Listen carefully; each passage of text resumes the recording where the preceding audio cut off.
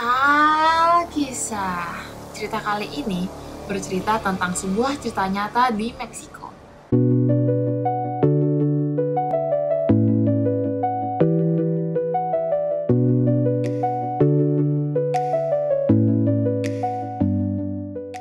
Kota Toluca dan kota Ixtapan di Meksiko terhubung dengan jalan tol yang sangat indah.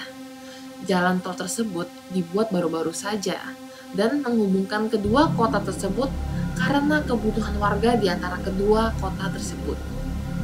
Jarak yang jauh dan resiko yang sangat tinggi membuat pemerintah memutuskan untuk membangun jalan tol tersebut. Sebelum jalan tol itu dibangun, orang-orang terpaksa melewati jalan yang sangat berbahaya. Mereka harus melewati pegunungan yang sangat curam, di mana lebar jalan hanya selebar kendaraan yang melalui jalan tersebut. Jadi bisa dibayangkan, di sebelah kiri jurang yang sangat dalam dan di sebelah kanan gunung yang sangat tinggi. Dahulu kala di suatu sore, bus dari kota Ixtapan berangkat ke arah Toluca seperti biasa. Perjalanan menuju kota Toluca sangat panjang dan memakan waktu yang cukup lama, terutama pada saat itu di mana jalan tol belum dibangun. Jadi para penumpang biasanya bersiap untuk tidur di perjalanan agar dapat beristirahat. Pada saat bus itu sampai di kaki gunung, bus itu mulai mengurangi kecepatannya. Supir yang mengendarai bus tersebut sudah sangat hafal akan apa yang harus ia lakukan. Para penumpang pun tidak khawatir, karena seringnya menaiki bus dan melewati jalan pegunungan ini. Ketika mereka sampai di puncak gunung, hujan yang sangat lebat turun dengan sangat dahsyat. Supir bus pun mulai konsentrasi lagi melewati jalan yang berliku-liku, di mana jalan ini adalah bagian yang paling berbahaya yang sering memakan korban. Jalan yang basah dan licin membuat supir bus sedikit kewalahan. Penumpang pun mulai terlihat khawatir, karena sadar bahwa kecepatan bus yang mereka naiki mulai meningkat secara perlahan. Biasanya pada jalan berliku dan menurun seperti ini, kecepatan bus akan menurun dan bukan meningkat. Busnya kok kayak tambah cepet ya? Kamu ngerasa Iya, gak sih? aku juga merasa begitu, kata salah satu bapak-bapak pada istrinya yang menaiki bus. Selain kedua suami istri tersebut, penumpang yang lain juga saling bertanya dan keadaan bus mulai ribut. Salah satu penumpang yang sudah tidak tahan akhirnya berteriak kepada supir bus. Hei supir, kenapa busnya tambah cepat jalannya, kan bahaya. Akan tetapi tidak ada jawaban dari supir bus. Para penumpang bus yang sudah cukup panik dikejutkan oleh salah satu penumpang yang berbicara. Kalian sadar gak sih? Ini busnya jalan cepet banget. Keadaan di dalam bus langsung hening seketika.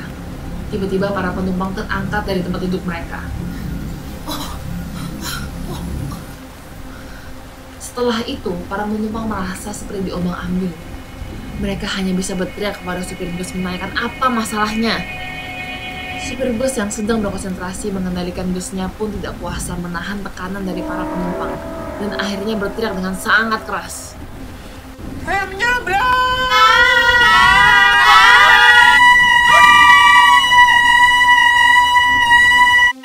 Kepanikan penumpang tidak menolong supir bus dalam mengendalikan busnya. Akhirnya, bus pun jatuh ke jurang pada sebuah tikungan. Busnya pun hancur karena terhantam ke bebatuan di sepanjang jurang. Di bawah jurang, banyak penumpang yang seketika itu kehilangan nyawanya dan banyak yang terluka. Tidak lama setelah jatuh, busnya pun meledak dan penumpangnya yang masih memiliki nyawa pun terbakar hidup-hidup. Mereka semua mati dengan cara yang sangat mengenaskan. Malamnya, polisi menemukan TKP dan memanggil ambulans. Tetapi semua sudah terlambat. Tidak ada satu orang pun yang selamat. Mayat-mayat para penumpang bergeletakan dan hancur di antara bebatuan jurang.